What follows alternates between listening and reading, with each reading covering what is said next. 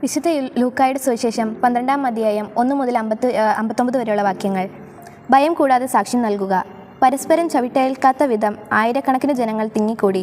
അപ്പോൾ അവൻ ശിഷ്യരോട് പറയുവാൻ തുടങ്ങി, പരിസേയരുടെ കാപട്യമാകുന്ന പുളിപ്പിനെ സൂക്ഷിച്ചുകൊള്ളുവിൻ. മറഞ്ഞിരിക്കുന്നതൊന്നും വെളിച്ചത്തു വരാതിരിക്കുകയില്ല, നിഗൂഢമായിരിക്കുന്നതൊന്നും അറിയപ്പെടാതിരിക്കുകയില്ല. അതുകൊണ്ട് നിങ്ങൾ ഇരുട്ടത്തു സംസാരിച്ചത് വെളിച്ചത്തു കേൾക്കപ്പെടും. വീട്ടിൽ സ്വകാര്യ മുറികളിൽ വെച്ചു ചെവിയിൽ പറഞ്ഞത് പുരമുകളിൽ നിന്ന് പ്രഘോഷിക്കപ്പെടും. എൻ്റെ സ്നേഹിതരെ, നിങ്ങളോട് ഞാൻ പറയുന്നു, ശരീരത്തെ കൊല്ലുന്നതിൽ കവിഞ്ഞ് ഒന്നും ചെയ്യാൻ കഴിയാത്തവരെ നിങ്ങൾ ഭയപ്പെടേണ്ട. എന്നാൽ നിങ്ങൾ ആരെ ഭയപ്പെടണമെന്ന് ഞാൻ മുന്നറിയിപ്പ് തരാം. കൊന്നതിനു ശേഷം നിങ്ങളെ നരകത്തിലേക്കു തള്ളിക്കളയാൻ അധികാരമുള്ളവനെ ഭയപ്പെടുവിൻ. അതെ, ഞാൻ പറയുന്നു, അവനെ ഭയപ്പെടുവിൻ. 5 കുരുവികൾ 2 നാണയത്തുട്ടിനു വിൽക്കപ്പെടുന്നില്ലേ? അവയിൽ ഒന്നുപോലും ദേവസന്നിധിയിൽ വിസ്മരിക്കപ്പെടുന്നില്ല. നിങ്ങളുടെ തല മുടിയിട പോലും എണ്ണപ്പെട്ടിരിക്കുന്നു. ഭയപ്പെടേണ്ട, നിങ്ങൾ അനേകം കുരുവികളെക്കാൾ വിലയുള്ളവരാണ്. ഞാൻ നിങ്ങളോട് പറയുന്നു, മനുഷ്യരുടെ മുമ്പിൽ എന്നെ ഏറ്റുപറയുന്ന ഏതൊരുവനെയും ദൈവത്തിൻ്റെ ദൂതന്മാരുടെ മുമ്പിൽ മനുഷ്യപുത്രനും ഏറ്റുപറയും. മനുഷ്യരുടെ മുമ്പിൽ എന്നെ തള്ളിപ്പറയുന്നവൻ ദൈവത്തിൻ്റെ ദൂതന്മാരുടെ മുമ്പിലും തള്ളിപ്പറയപ്പെടും. മനുഷ്യപുത്രനെതിരായി സംസാരിക്കുന്നവനോട് ക്ഷമിക്കപ്പെടും, എന്നാൽ പരിശുദ്ധാത്മാവിനെതിരായി ദൂഷണം പറയുന്നവനോട് ക്ഷമിക്കപ്പെടുകയില്ല. സിനഗോഗുകളിലും അധികാരികളുടെയും ഭരണാധിപന്മാരുടെയും മുമ്പിലും അവർ നിങ്ങളെ കൊണ്ടുപോകുമ്പോൾ എങ്ങനെ എന്ത് ഉത്തരം കൊടുക്കുമെന്നും എന്തു പറയണമെന്നും ഉത്കണ്ഠാകുലരാകേണ്ട. എന്താണ് പറയേണ്ടതെന്ന് ആ സമയത്ത് പരിശുദ്ധാത്മാവ് നിങ്ങളെ പഠിപ്പിക്കും. ഭോഷനായ ധനികൻ ജനക്കൂട്ടത്തിൽ നിന്ന് ഒരുവൻ അവനോട് പറഞ്ഞു, ഗുരു, പിതൃസ്വത്ത് ഞാനുമായി പങ്കുവയ്ക്കാൻ എൻ്റെ സഹോദരനോട് കൽപ്പിക്കണമേ. യേശു അവനോട് ചോദിച്ചു, ഹേ മനുഷ്യ, എന്നെ നിങ്ങളുടെ ന്യായാധിപനോ സ്വത്ത് ഭാഗിക്കുന്നവനോ ആയി ആരു നിയമിച്ചു? അനന്തരം അവൻ അവരോട് പറഞ്ഞു, ജാഗരൂകരായിരിക്കുവിൻ, എല്ലാ അത്യാഗ്രഹങ്ങളിലും നിന്ന് അകന്നിരിക്കുകയും ചെയ്യുവിൻ. മനുഷ്യജീവിതം സമ്പത്തുകൊണ്ടല്ല ധന്യമാകുന്നത്. ഒരു ഉപമയും അവൻ അവരോട് പറഞ്ഞു. ഒരു ധനികൻ്റെ കൃഷിസ്ഥലം സമൃദ്ധമായി വിളവ് നൽകി. അവൻ ഇങ്ങനെ ചിന്തിച്ചു, ഞാനെന്തു ചെയ്യും? ഈ ധാന്യം മുഴുവൻ സൂക്ഷിക്കാൻ എനിക്ക് സ്ഥലമില്ലല്ലോ. അവൻ പറഞ്ഞു, ഞാൻ ഇങ്ങനെ ചെയ്യും, എൻ്റെ അറപ്പുരകൾ പൊളിച്ച് കൂടുതൽ വലിയ പണിയും അതിൽ എൻ്റെ ധാന്യവും വിഭവങ്ങളും സംഭരിക്കും. അനന്തരം ഞാൻ എൻ്റെ ആത്മാവിനോട് പറയും, ആത്മാവെ, അനേക വർഷത്തേക്ക് വേണ്ട വിഭവങ്ങൾ നിനക്കായി സംഭരിക്കപ്പെട്ടിരിക്കുന്നു. വിശ്രമിക്കുക, തിന്നുകുടിച്ച് ആനന്ദിക്കുക. എന്നാൽ ദൈവം അവനോട് പറഞ്ഞു, ബോഷ, ഈ രാത്രി നിന്റെ ആത്മാവിനെ നിന്നിൽ നിന്ന് ആവശ്യപ്പെടും. അപ്പോൾ നീ ഒരുക്കി വച്ചിരിക്കുന്നവ ആരുടേതാകും?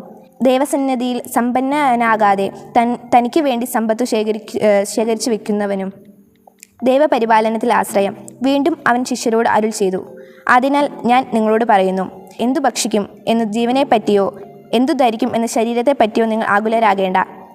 എന്തെന്നാൽ ജീവൻ ഭക്ഷിക്കുന്നതിനും ശരീരം വസ്ത്രത്തിനുപരിയാണ്. കാക്കകളെ നോക്കുവിൻ, അവ വിതയ്ക്കുന്നില്ല, കൊയ്യുന്നില്ല, അവയ്ക്ക് കലവറയോ കളപ്പുരയോ ഇല്ല, എങ്കിലും ദൈവം അവയെ പോറ്റുന്നു. പക്ഷികളെക്കാൾ എത്രയോ വിലപ്പെട്ടവരാകുന്നു നിങ്ങൾ. ആകുലരാകുന്നതുകൊണ്ട് ആയുസ്സിൻ്റെ ദൈർഘ്യം ഒരു മുഴം കൂടി നീട്ടാൻ നിങ്ങളിൽ ആർക്കു സാധിക്കും? ഏറ്റവും നിസ്സാരമായ ഇതുപോലും ചെയ്യാൻ നിങ്ങൾക്ക് കഴിയുന്നില്ലെങ്കിൽ മറ്റുള്ളവരെ പറ്റി ആകുലരാകുന്നതിനെന്തിന്? ലില്ലികളെ നോക്കുവിൻ, അവ നൂൽ നൂൽക്കുകയോ വസ്ത്രം നെയ്യുകയോ ചെയ്യുന്നില്ലല്ലോ. എങ്കിലും ഞാൻ നിങ്ങളോട് പറയുന്നു, സോളമൻ പോലും അവൻ്റെ സർവ്വമഹത്വത്തിലും അവയിൽ ഒന്നിനെ പോലെ അലങ്കൃതനായിരിക്കുന്നില്ല. ഇന്നുള്ളതും നാളെ തീയിൽ എറിയപ്പെടുന്നതുമായ വയലിലെ പുല്ലിനെ ദൈവം ഇത്രമാത്രം അണിയിക്കുന്നെങ്കിൽ അല്പവിശ്വാസികളെ നിങ്ങളെ എത്രയധികം അണിയിക്കുകയില്ല. എന്തു തിന്നുമെന്നോ എന്തു കുടിക്കുമെന്നോ അന്വേഷിക്കേണ്ട, ആകുല ചിത്തരാവുകയും വേണ്ട. ഈ ലോകത്തിൻ്റെ ജനതകളാണ് ഇതെല്ലാം അന്വേഷിക്കുന്നത്. നിങ്ങൾ ഇതെല്ലാം ആവശ്യമാണെന്ന് നിങ്ങളുടെ പിതാവിനറിയാം. നിങ്ങൾ അവിടുത്തെ രാജ്യം അന്വേഷിക്കുവിൻ, ഇവയെല്ലാം അതോടൊപ്പം നിങ്ങൾക്ക് ലഭിക്കും. ചെറിയ അജഗണമേ, ഭയപ്പെടേണ്ട. എന്തെന്നാൽ നിങ്ങൾക്ക് രാജ്യം നൽകാൻ നിങ്ങളുടെ പിതാവ് പ്രസാദിച്ചിരിക്കുന്നു. നിങ്ങളുടെ സമ്പത്ത് വിറ്റ് ദാനം ചെയ്യുവിൻ. പഴകിപ്പോകാത്ത പണസഞ്ചികൾ കരുതി വയ്ക്കുവിൻ. ഒടുങ്ങാത്ത നിക്ഷേപം സ്വർഗത്തിൽ സംരക്ഷിക്കുവിൻ. അവിടെ കള്ളന്മാർ കടന്നു വരികയോ ചിതൽ നശിപ്പിക്കുകയോ ഇല്ല. നിന്റെ നിക്ഷേപം എവിടെയോ അവിടെ നിന്റെ ഹൃദയവും. സദാ ജാഗരൂകരായ ഭൃത്യന്മാർ, നിങ്ങൾ അരമുറുക്കിയും വിളക്കു കത്തിച്ചും ഇരിക്കുവിൻ.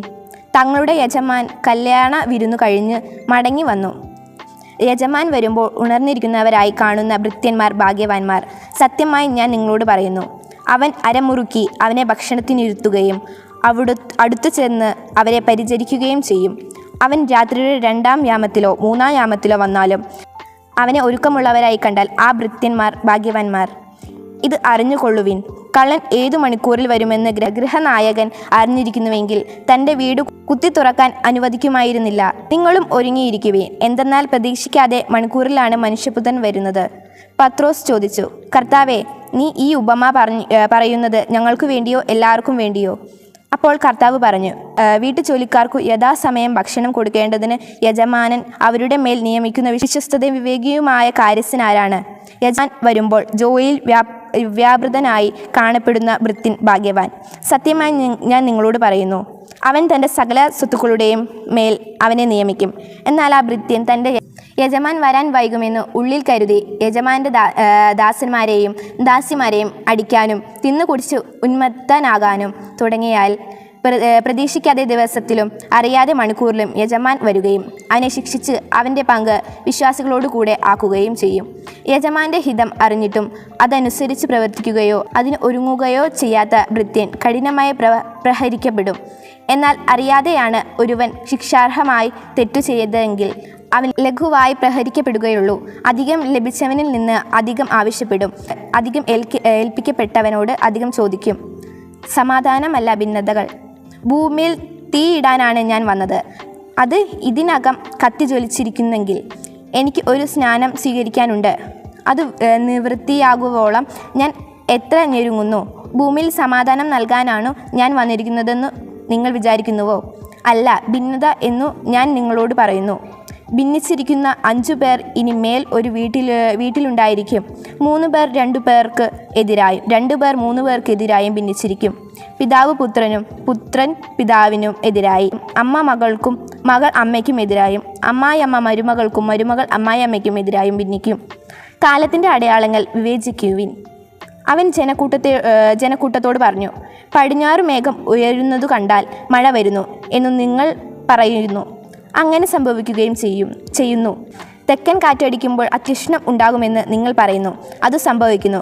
കപടനാട്യക്കാരെ, ഭൂമിയുടെയും ആകാശത്തിൻ്റെയും ഭാവഭേദം വ്യാഖ്യാനിക്കാൻ നിങ്ങൾക്കറിയാം. എന്നാൽ ഈ കാലത്തെ വ്യാഖ്യാനിക്കാൻ നിങ്ങൾ അറിയാത്തത് എന്തുകൊണ്ട് നിങ്ങൾ ശരിയായി വിധിക്കുന്നില്ല? നീ നിന്റെ ശത്രുവിനോടുകൂടെ അധികാരിയുടെ അടുത്തേക്ക് പോകുമ്പോൾ വഴിയിൽ വെച്ച് തന്നെ അവനുമായി രമ്യപ്പെട്ടുകൊള്ളുക. അല്ലെങ്കിൽ അവൻ നിന്നെ ന്യായാധിപൻ്റെ അടുത്തേക്ക് കൊണ്ടുപോവുകയും ന്യായാധിപൻ നിന്നെ കാരാഗ്രഹപാലകനെ ഏൽപ്പിക്കുകയും അവൻ നിന്നെ തടവിലാക്കുകയും ചെയ്യും. അവസാനത്തെ തുട്ടുവരെ കൊടുക്കാതെ നീ അവിടെ നിന്ന് പുറത്തു വരികയില്ല എന്നു ഞാൻ നിങ്ങളോട് പറയുന്നു. വിശുദ്ധ ലൂക്കായുടെ സുവിശേഷം 12-ാം അധ്യായത്തിലെ ചോദ്യങ്ങളും ഉത്തരങ്ങളും. ചോദ്യം 1. ഫരിസേയരുടെ എന്തിനെ രക്ഷിച്ചു കൊള്ളാനാണ് ഈശോ ശിഷ്യന്മാരോട് പറഞ്ഞത്? ഉത്തരം, കാപട്യമാകുന്ന പുളിപ്പിനെ. ചോദ്യം 2. എൻ്റെ സ്നേഹിതരെ, നിങ്ങളോട് ഞാൻ പറയുന്നു, ഡാഷിൽ കവിഞ്ഞ് ഒന്നും ചെയ്യാൻ കഴിയാത്തവരെ നിങ്ങൾ ഭയപ്പെടേണ്ട. ഉത്തരം, ശരീരത്തെ കൊല്ലുന്നതിൽ. 3-ാം ചോദ്യം, എന്തിനേക്കാൾ വിലയുള്ളവരാണ് നിങ്ങളെന്ന് യേശു ജനങ്ങളോട് പറഞ്ഞത്? ഉത്തരം, അനേകം കുരുവികളെയും പക്ഷികളെയും കാൾ. ചോദ്യം 4. മനുഷ്യരുടെ മുമ്പിൽ എന്നെ ഏറ്റുപറയുന്ന ഏതൊരുവനെയും ആരുടെ മുമ്പിൽ മനുഷ്യപുത്രനും ഏറ്റുപറയുമെന്നാണ് യേശു പറഞ്ഞത്? ഉത്തരം, ദൈവത്തിൻ്റെ ദൂതന്മാരുടെ മുമ്പിൽ. ചോദ്യം 5. ആരോട് ക്ഷമിക്കപ്പെടുമെന്നും എന്നാൽ പരിശുദ്ധാത്മാവിനെതിരെ ദൂഷണം പറയുന്നവനോട് ക്ഷമിക്കപ്പെടുകയില്ല എന്നാണ് യേശു പറഞ്ഞത്? ഉത്തരം, മനുഷ്യപുത്രനെതിരായി സംസാരിക്കുന്നവനോട്. ചോദ്യം 6. മനുഷ്യജീവിതം ധന്യമാകുന്നത് എന്തുകൊണ്ടല്ല എന്നാണ് യേശു പറഞ്ഞിരുന്നത്? ഉത്തരം, സമ്പത്ത്. ചോദ്യം 7. ഒരു സാബത്തിൽ യേശു എവിടെയാണ് പഠിപ്പിച്ചുകൊണ്ടിരുന്നത്? ഉത്തരം, സിനഗോഗിൽ. ചോദ്യം 8. സോളമൻ പോലും അവൻ്റെ സർവ്വ മഹത്വത്തിലും അവയിൽ ഒന്നിനെ പോലെ അലങ്കൃതനായിരുന്നില്ല എന്ന് യേശു പറയുന്നത് എന്തിനെ പറ്റിയാണ്? ഉത്തരം, ലില്ലികളെ പറ്റി. ചോദ്യം 9. എന്തു തിന്നണമെന്നോ എന്തു കുടിക്കണമെന്നോ അന്വേഷിച്ച് ആകുലചിത്തരാകുന്നത് ആരാണെന്നാണ് യേശു പറയുന്നത്? ഉത്തരം, ഈ ലോകത്തിന്റെ ജനതകൾ. ചോദ്യം 10. നീ ഈ ഉപമ പറയുന്നത് ഞങ്ങൾക്ക് വേണ്ടിയോ എല്ലാവർക്കും വേണ്ടിയോ എന്ന് യേശുവിനോട് ചോദിച്ചതാര്? ഉത്തരം, പത്രോസ്.